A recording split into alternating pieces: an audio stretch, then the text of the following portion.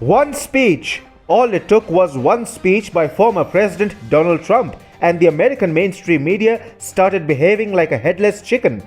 Much of the media's anger continues to be directed against Trump, even when there has been a change of guard in the White House. But the fourth pillar in America simply cannot give up their addiction of slandering Trump.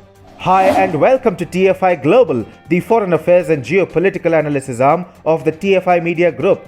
I am your host Sanbir Singh, and in this video we will show you how Donald Trump has become the oxygen of American mainstream media. Former President Donald Trump was back on Sunday with a speech at the Conservative Political Action Conference, which, to be frank, saw Joe Biden being ripped into for his disastrous first month in office. Jobs, immigration, foreign policy, energy, anti-womanism, you name it, and Trump made it a point to tear into Biden on that subject. He also called Biden an anti-science crusader who was hell-bent on taking America down the path of socialism. American mainstream media, which is known to have a thing for the Democrats and leftists, however, did not like Trump's takedown of their master, which is why they are now engaging in a naked display of bizarrity shrouded as op-eds. In their endeavor to vilify Trump, however, mainstream media is really shooting itself in the foot, as with every article or video published by them with the intention of deriding Trump, the man only grows stronger. As reported by TFI already, every attack on Donald Trump makes him even popular among Americans, who can see right through the lies and biases of the media, which has a fetish for free breakfasts offered to it by Democrat presidents in the White House. Therefore, strongly worded whining of the media, published as editorials or op-eds, only work in favor of Trump's cause. CNN, for instance, which is the undisputed gang leader of Democrat-inclined media, took to covering Trump's CPAC speech with the headline, "Trump unleashes new threat to American democracy." The compromised media outlet went all hippie on Trump and tried to call him out for being an embittered former commander-in-chief who was locked in his false but damaging alternative reality to which millions of his followers subscribe. In an attempt to project Trump as a defeated man, the same article said Trump's big comeback speech was a low-energy elegy for his own presidency and an extended whine about Biden's early policies. His delivery lacked the enthusiasm and sparks of humor that made his speeches compelling political theater early in his 2016 campaign. As if CNN ever admired Trump's speeches prior to the 2016 elections, but here we are.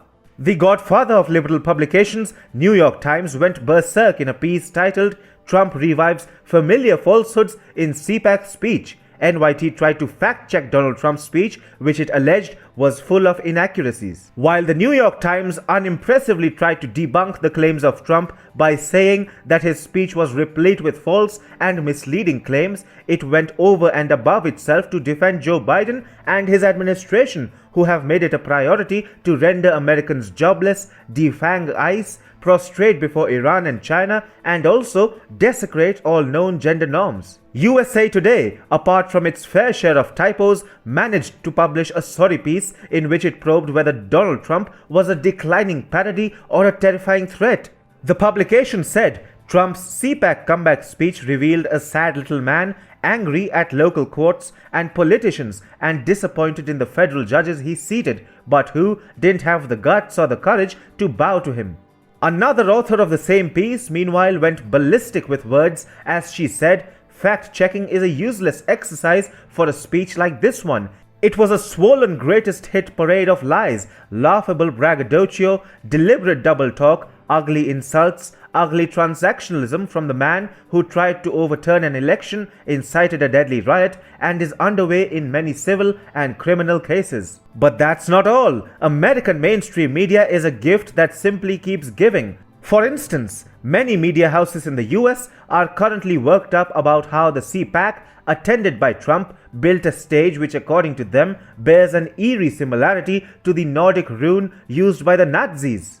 The design of the stage is in the shape of an odal rune, which was used on Nazi uniforms in some divisions of the SS and has also been used by white supremacists in Europe and North America in the years following World War II, Business Insider said, in a subtle insinuation that CPAC comprises of bigoted white supremacists. CPAC, which for long has been perceived by the American mainstream media and liberals as a far-right cringe fest, has effectively been turned into a mainstream event that dominates the US's news cycles. Who made this possible? Short answer, Donald Trump.